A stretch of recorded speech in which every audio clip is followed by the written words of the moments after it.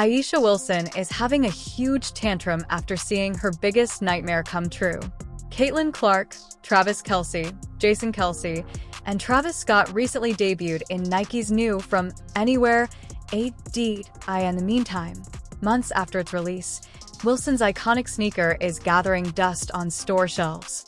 There is nothing more harsh than the contrast. Wilson has been forced to saying, "I have a shoe too" on social media, while Clark's impending 2026 signature line is expected to reach $100 million in sales.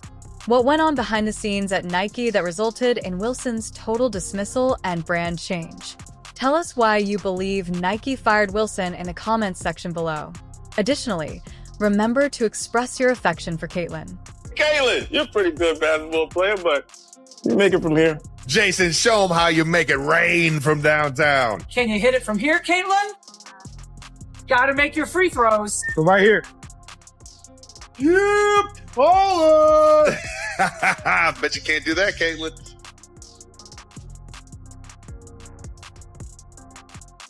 Anyone else? The basketball world was rocked by Nike's recent From Anywhere campaign. Caitlin Clark appears in the commercial with Michael Che, Travis Scott, and the two Kelce brothers. This is not your typical endorsement agreement. Nike is expressing their vision for the future of basketball marketing with this. In the commercial, Clark's path from practicing shots in her driveway to becoming a worldwide basketball hero is chronicled. Instead of using ostentatious commentary, Nike opted for a subdued tone that concentrates entirely on Clark's game. They are marketing this in the same way as their most prosperous basketball campaigns in the past.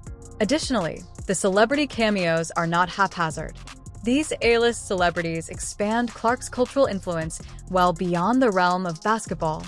Months after its debut, A'ja Wilson's iconic sneaker is still piled high on store shelves. The figures are accurate. Wilson's shoe is immobile. Nike execs are quietly acknowledging that they drastically miscalculated the market need for Wilson's brand, despite industry analysts projecting that Clark's impending 2026 trademark line will generate over $100 million in sales. Hey, Caitlin! Can you make it from there?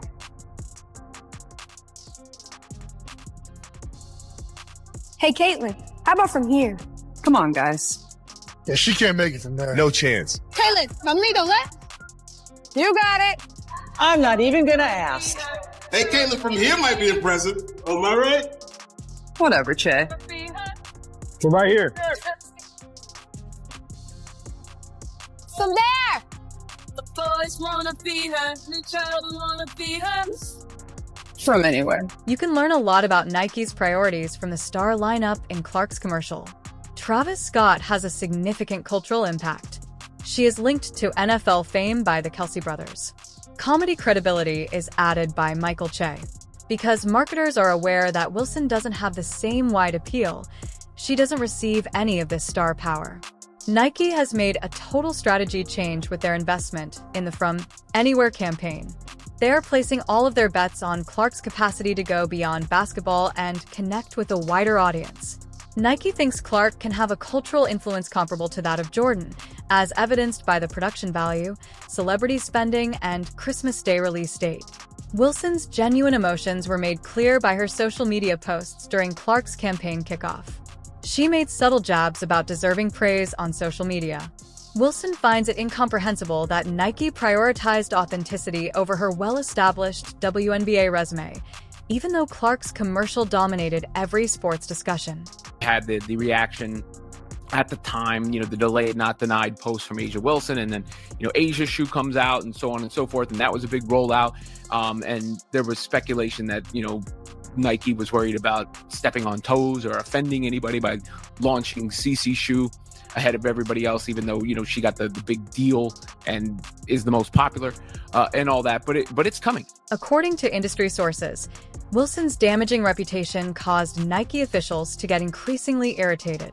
The marketing team had to deal with her persistent grievances regarding media attention and her passive-aggressive social media remarks.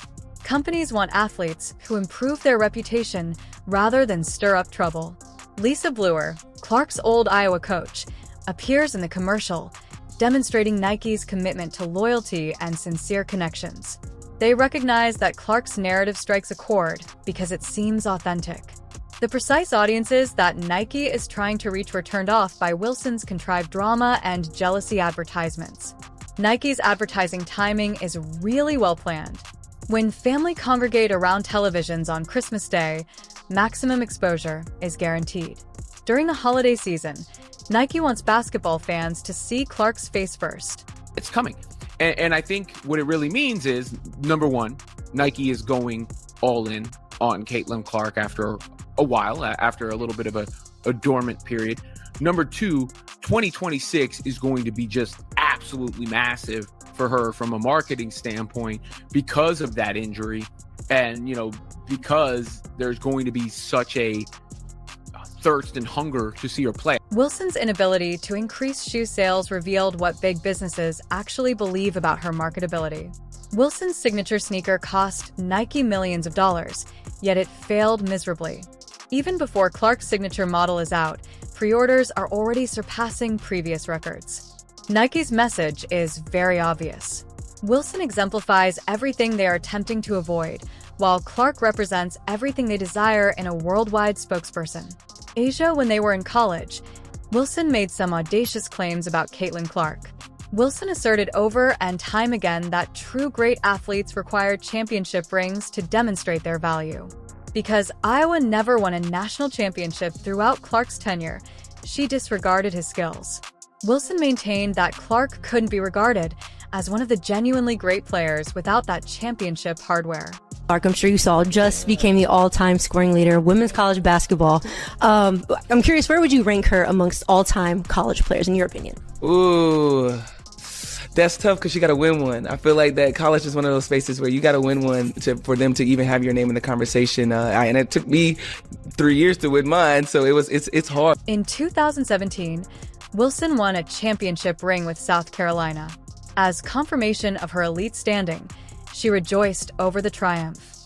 Wilson compared herself to other players using that championship as a calling card. She felt that the ring set her apart from athletes who achieved great numbers, but never made it to the summit. Her case against Clark's greatness was based on Wilson's championship. However, Wilson's reasoning utterly breaks down at this point. During Wilson's championship run, South Carolina had an incredibly talented lineup. Every position on the team included 5-star recruits and several McDonald's All-Americans. Wilson shared the field with some of the nation's top players. She had Alicia Gray, a McDonald's All-American who went on to play in the WNBA. Kayla Davis contributed exceptional scoring skills. Players that were highly recruited by top institutions across the country were part of the roster depth.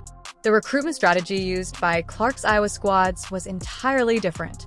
Instead of just gathering 5-star prospects, Iowa cultivated talent. 3 outstanding newcomers who developed into outstanding players under Clark's guidance made up the majority of his supporting cast. Clark improved their performance and made them well known across the country. I kept thinking the best player in the league should have her own shoe, not just about shoes. You think? Yes. Right? I want to get your thoughts on that. Because You don't need my thoughts. You already know my thoughts. But that's how young kids, when you're a fan of LeBron, you're a fan of Asia. I'd love to get your thoughts on that. She needs her own shoe. Let me answer that. She is the two-time MVP. I'll toot her horn because she won't. Olympic gold medalist, best defensive player, 2 years running. Her team, stop. The disparity in talent across these programs tells us everything about their individual paths. To win the championship, Wilson required a super team full of McDonald's All-Americans. With players who were passed over by top programs, Clark led Iowa to consecutive national championship games. Wilson played with players who were already regarded as exceptional possibilities, whereas Clark turned role players into stars. In 2023 and 2024, Clark's Iowa teams advanced to the national finals. During such tournament campaigns, they overcame opponents with high rankings. Because of Clark's unique talent, Iowa was able to go farther than most analysts had anticipated. Despite relentless double teams and defensive pressure, she averaged over 30 points each game during her tournament campaigns. When you consider Clark's present influence, Wilson's championship argument seems terribly naive. Beyond basketball courts, Clark has a significant impact on popular culture. She produces television ratings that surpass records set decades before. Corporate alliances align with Clark's brand. Her jersey sales significantly outpaced those of well-known WNBA players. One of them ones that's going to set the market on fire and really help Nike's stock, I believe. And whatever the reason for the delay, some of it could just be the production and how long it takes to put all these things together, put a plan like this in place, put a rollout in place. Individual talent can surpass team accomplishments, as seen by Clark's college career. She didn't need a full roster to create a cultural phenomenon. Wilson needed exceptional teammates to reach her championship objective. By raising mediocre players to championship-level performance, Clark achieved something perhaps even more remarkable. A cycle of jealousy that followed them both into professional basketball was created by Wilson's early dismissal of Clark. Wilson was unable to acknowledge that Clark's influence went beyond conventional metrics of basketball achievement. The largest sponsorship deals in WNBA history were signed by Caitlin Clark when she joined the league. There were high expectations. Clark had to bear the burden of an entire sport. Azah Wilson couldn't contain her annoyance as she saw this happen. Wilson had been the WNBA's well-known face for years, yet all of a sudden, this newcomer was receiving care she had never had before. Just as Clark was getting used to playing professional basketball, Wilson started her "I Have a Shoe Too" social media campaign. The timing wasn't accidental. Wilson shared pictures of her iconic Nike sneaker along with remarks that appeared to be critical of Clark's enormous endorsement contract. Wilson wanted everyone to keep in mind that she had both her own signature model and support from Nike. The majority of those who saw the blatant jealousy behind the message found it to be petty and pathetic. Did you notice how many people attended Caitlin Clark's golf match? Caitlin's involvement in any league has an existential impact when real attention and economics are involved. Whether or not Asia appears is of no concern to anyone outside of Asia. During her rookie season, Clark broke viewing records in every single game. Clark's games attracted millions of viewers,